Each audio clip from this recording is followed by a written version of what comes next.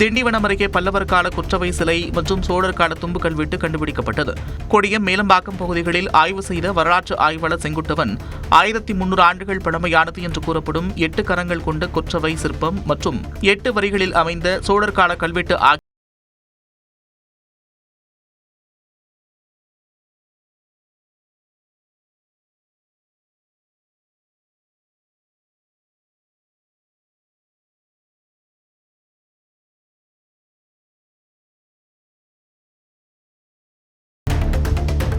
கேரள மாநிலம் கண்ணூர் அருகே திருமணத்திற்கு வந்த பெண்ணுக்கு திடீர் உடல்நலக்குறைவு ஏற்பட்ட நிலையில் மணக்குளத்தில் இருந்த பெண் மருத்துவ சிகிச்சை அளித்த சம்பவம் நெகிழ்ச்சியை ஏற்படுத்தியுள்ளது.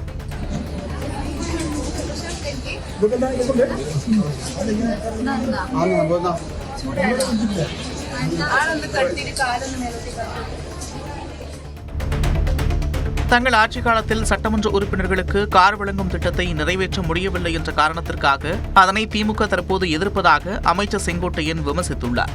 இப்போது சட்டமன்ற உறுப்பினர் கொடுத்தது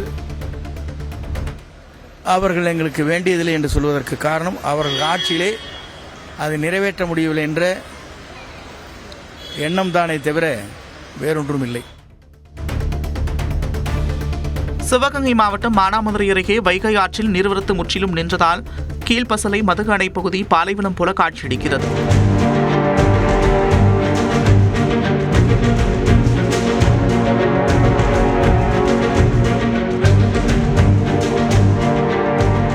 கடந்த ஆண்டு அக்டோபர் மாதம் வைகை ஆற்றில் தண்ணீர் கரைபுரண்டு ஓடியது.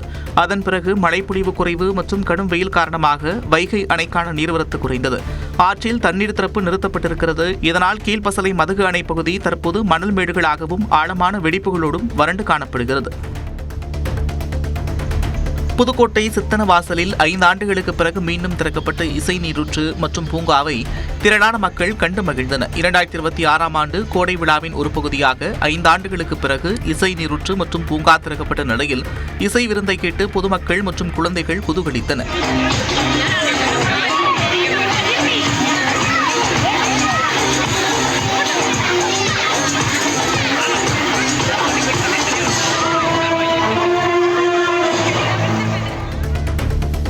சென்னை ஓஎம்ஆர் சாலை, கிழக்கு கடற்கரை சாலை உள்ளிட்ட புறநகர் பகுதிகளில் திடீரென பெய்த கனமழையால் சாலையில் மழைநீர் குடம் போல தேங்கியது. சோழிங்கநல்லூர், பெருங்குடி, துறைப்பாக்கம் உள்ளிட்ட சுற்றுவட்டார பகுதிகளிலும் நீலாங்கரை, திருவான்மையூர், கொட்டிவாக்கம், பாலவாக்கம், பனையூர், மடிப்பாக்கம், மேடவாக்கம் உள்ளிட்ட இடங்களிலும் திடீரென கனமழை பெய்தது. இதனால் இருசக்கர வாகன ஓட்டிகள் மழையில் நனைந்தபடியே சென்றனர்.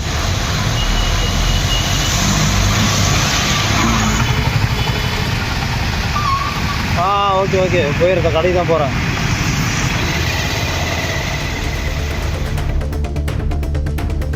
திடீரென பெய்த கனமழையின் காரணமாக சென்னை மேடவாக்கம் பகுதியில் கடும் போக்குவரத்து நெரிசல் ஏற்பட்டது. அரை மணி நேரத்திற்கும் மேலாக பெய்த மழையால் பல்வேறு பகுதிகளில் சாலைகளில் தண்ணீர் தேங்கியது. இதனால் வாகனங்கள் ஆமை வேகத்தில் சென்றதால் போக்குவரத்து நெரிசல் ஏற்பட்டது.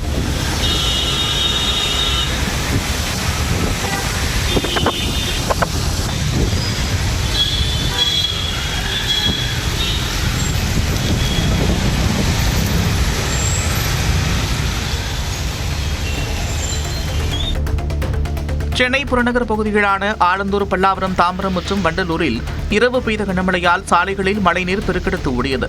ஆலந்தூர் விமான நிலையம் ஜிஎஸ்டி சாலையில் நீர் தேங்கியதால் வாகனங்கள் மெதுவாக ஊர்ந்து சென்றன. பணி முடிந்து வீடு திரும்பும் நேரத்தில் மழை பெய்ததால் பொதுமக்கள் நனைந்தபடியே செல்ல நேரிட்டது.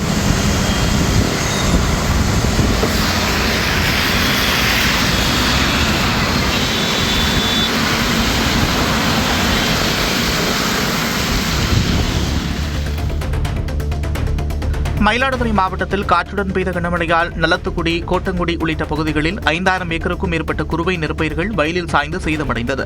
ஏக்கருக்கு 30,000 ரூபாய் வரை செலவு செய்திருக்கும் நிலையில் மகசூல் இழப்பு ஏற்படும் என்று அஞ்சும் விவசாயிகள் அரசு உடனடியாக நிவாரணம் மற்றும் பயிர் காப்பீடு தொகையை பெற்றுத்தர கோரிக்கை விடுத்துள்ளனர். திருவண்ணாமலை மாவட்டம் ஆரணி மற்றும் அதன் சுற்றுவட்டார பகுதிகளில் 1 மணி நேரத்திற்கு மேலாக காற்றுடன் கூடிய கனமழை பெய்தது. ஆரணி மற்றும் அதன் சுற்றுவட்டார பகுதிகளில் கடந்த சில நாட்களாக வெயில் வாட்டி வதைத்து வந்த நிலையில் கண்ணமங்கலம், கொங்கராம்பட்டு, கொடத்தூர், குப்பம் ஆகிய பகுதிகளில் சுமார் 1 மணி நேரத்திற்கு மேலாக இடைவிடாது காற்றுடன் கூடிய கனமழை பெய்தது. வரலட்சுமி நோன்பை ஒட்டி பழனி முத்துமாரியம்மன் கோவிலில் அம்மனுக்கு ரூபாய் நோட்டுகளை கொண்டு சிறப்பு அலங்காரம் செய்யப்பட்டது. ரயில்வே காலனி பகுதியில் உள்ள கோவிலில் அம்மனுக்கு சிறப்பு பூஜை மற்றும் அபிஷேகம் நடைபெற்ற நிலையில் 9 லட்சம் ரூபாய் மதிப்பிலான புதிய 10, 50 மற்றும் 500 ரூபாய் நோட்டுகளை கொண்ட மாலை அணிவிக்கப்பட்டு காலை முதல் விரதமிருந்த பெண்கள் வழிபாடு நடத்தினர்.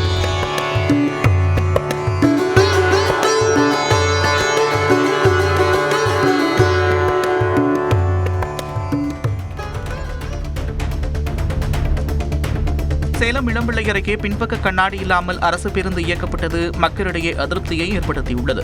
இளம்பிள்ளை வழியாக எடப்பாடிக்கு செல்லும் அரசு பேருந்தில் 40 பேர் பயணித்துள்ளனர். ஆனால் இந்த பேருந்துக்கு பின்பக்க கண்ணாடி இல்லாத நிலையில் பயணிகள் அச்சத்தோடு பயணம் செய்யும் நிலை ஏற்பட்டது.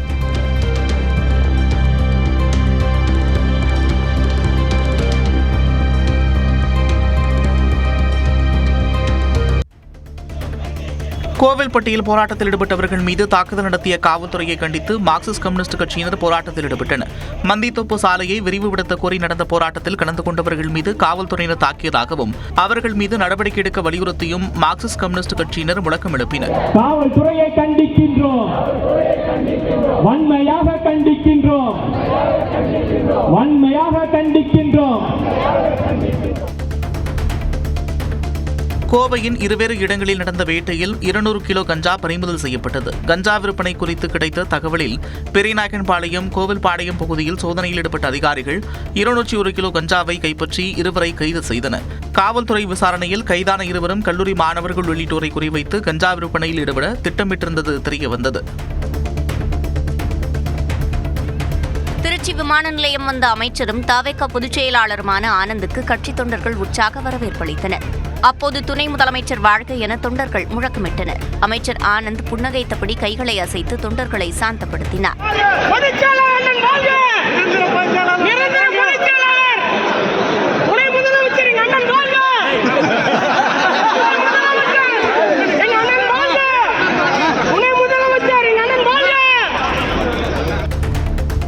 நாமக்கல்லில் 18 நாட்களுக்கு பிறகு முட்டை கொள்முதல் விலை ஒரே நாளில் 20 காசுகள் குறைந்துள்ளது.